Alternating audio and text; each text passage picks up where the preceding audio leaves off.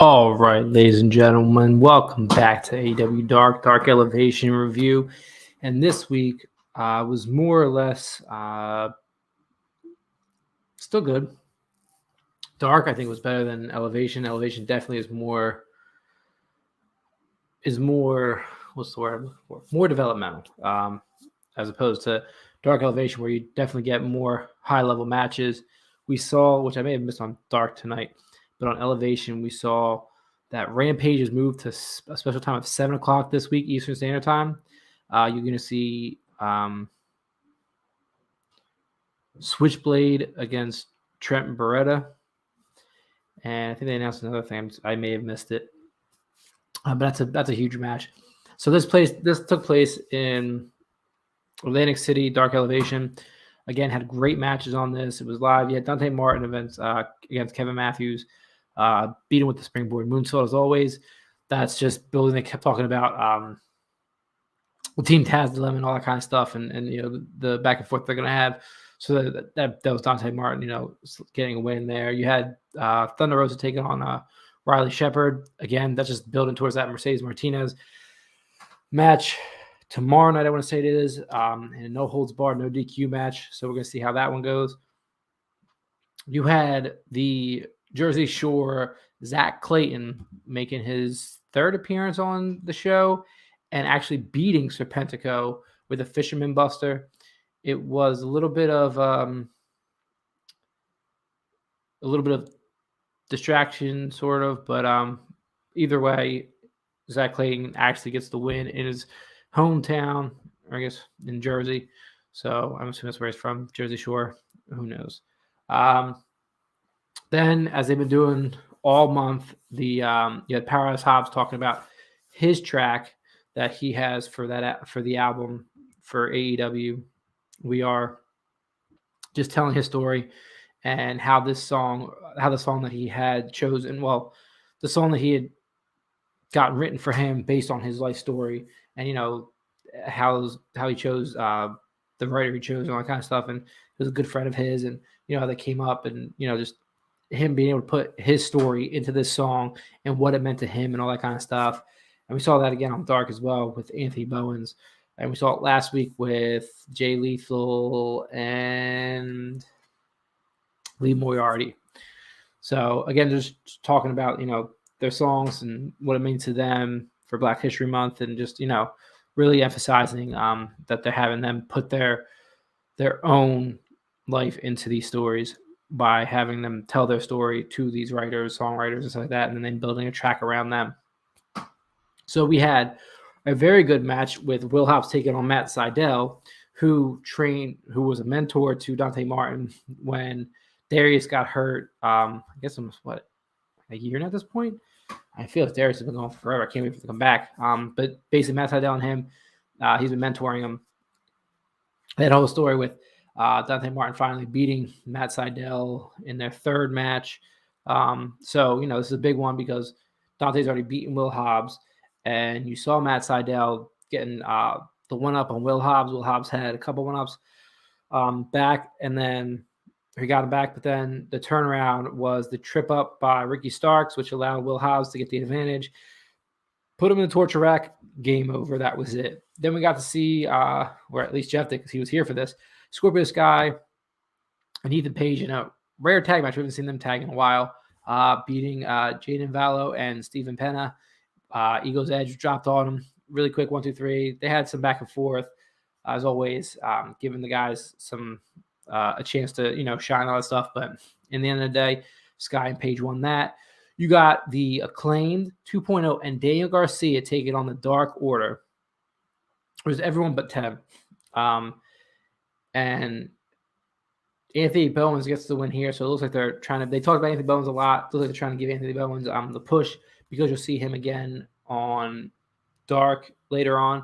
And he hits the spinning DDT off the ropes. Looked beautiful. Looked great. He hit that on 5, I want to say it was. But again, it's a great back and forth. They went to hit him with the boom box, but 5 stopped it and realized it. Evelyn comes from behind, takes out Caster, and then there was some confusion back and forth. Still caused somewhat of a distraction, which then gave Bowens the opportunity to hit that spinning DDT by putting 5 in the ropes and then dropping them. Then what we got to see is Ruby Soho, Ty Conti, and Anna Jay take on Nyla Rose, the Bunny, and Emi Sakura. And another fantastic match here. These women all know how to wrestle. They all know how to put on a great match, and it was no different here. The Bunny was getting ready to go for down the rabbit hole, and Ruby turned it into the no future, and boom, 1, 2, 3. That was it. That's all she wrote. Again, it was a great back and forth. It was it looked like Nyla, Bunny, and Emi were going to get that win like they did last week on Dark Elevation, but this week they had Ruby, Ty, and Anna Jay, so it wasn't Queen Anamata, I think it was, and Sky Blue, and I can't remember who the other person was in that match who they beat. So again, Dark Elevation, for what I've seen this week, last week, and just recently, is more. You get more high-profile matches. You get sign wrestlers versus sign wrestlers, more or less. You get to see, some stuff. Whereas Dark, because it takes place in Orlando at Universal, definitely is more of a, hey, they're just beating these guys type of deal. But again, still great matches. Just, if they can put Dark the same way they do Dark Elevation with more, high-profile matches, I think, again, you can get more people to tune in. But again, the carrying storylines through with Anthony Bowens, where he wrestled on Elevation. He's going to be here on Dark. Caster, the same thing. You get to see those really, other than Alex Reynolds and John Silver also. So they opened up Dark, and they beat Arya Davari and Invictus Cash.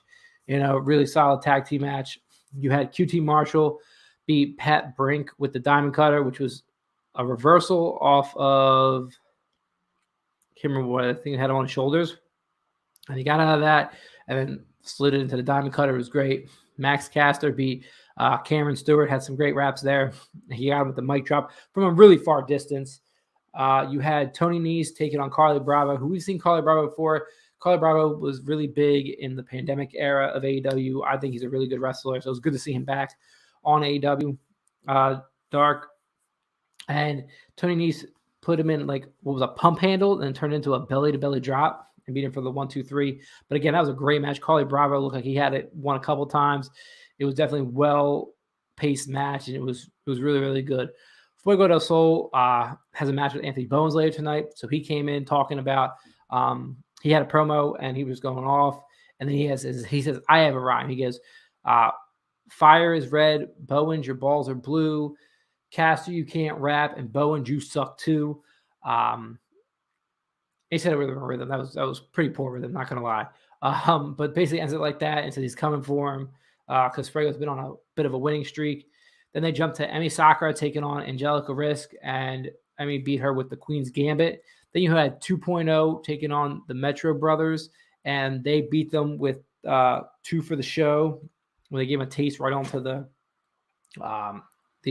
ropes, the top rope. Then we got to see Nakazawa, which we haven't seen, MT Nakazawa, which is his name, taking on Joey Sweets.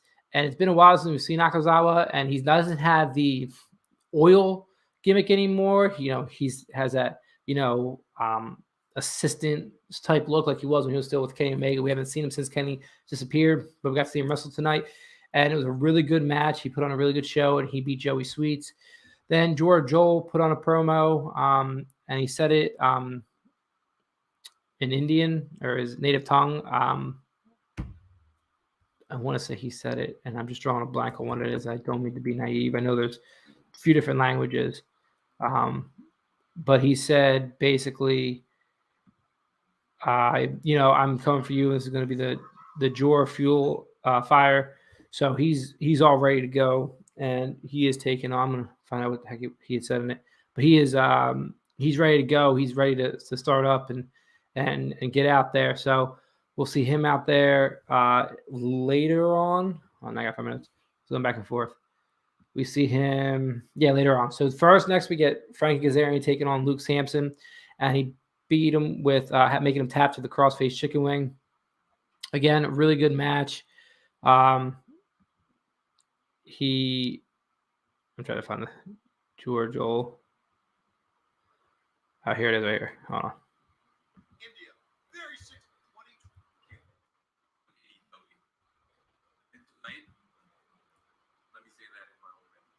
He said, "Let me say that in my own language." So he didn't say what he was speaking. I know, again, they speak a few different languages in India, so I didn't want to be disrespectful there. But yeah, so he did that, and then I said Frank Kazarian won with the CrossFit Chicken Wing. You had Allen Five Angels and 10 taking on Chaos Project, and Allen took a dive to the outside on Luther. So Pentaco went from the top to attack. 10 spears him and then puts him in the full Nelson, and he passed out from it or tapped from it. I don't remember which they had said, but either way, it was a quick win there. Then Bowens is talking about his music and how he got to work with one of the guys that he wanted to work with and put his song together and just be able to tell his story, and how he was really excited for them to bring his story to life in this way. And then he beats Fuego with the DDT off the ropes again. So he gets the win on Dark Elevation and Dark. So they're really pushing Bowens here. You're going to see more promos, I think, with George Joel making his promo and how he did last year. They're going to push him a little bit more. We're going to see maybe him have a little bit more in that AHFO storyline possibly as well. Again, we didn't see Julia Hart this week, so that was kind of sad because you had this whole story with her and building up to that. I thought we were going to see that. We didn't. Again, Dark is more of a building show, whereas Dark Elevation definitely has more of that storytelling ground. It has more high profile matches like we talked about. Again, it's only like 40. It was only 45 minutes this week, so you had Dante Martin, who easy going up against Enhanced Talent on the road with Enhanced Talent. The big one was that Zach Clayton beating Serpentico. That was a big surprise there. Then you have to see Will Hobbs and Matt Sydal, which was a great match. Again, two big names. Then you have the Scorpio Sky, Ethan Page, basically squash match type of deal. But then you have that 5-on-5 match and the 6-woman tag match. So it was all great playthrough and all that. As I said, Dark seems definitely Elevation seems more like a storytelling we're trying to get to. They've got to bring that to Dark as well and carry the storylines through. Like, I would have liked to see Julia Hart this week again to carry her storyline with her eye and see what was going on there. And I don't know if there's reasons behind why she wasn't there, but again, just different things that they could have put together on the show. All in all, great show, great episode. They did their thing. So again, Rampage is moving to 7:00 this week as a special time. So be aware of that on Friday night. So we'll be watching that. So be able to get a good post show up after that drops. Hopefully around 8:30. Maybe me and Jeff can get there. If Jeff does it or I do it, whichever we do. So look up to that, and also look for our Dynamite review tomorrow night. All right, everyone. We will see you next time.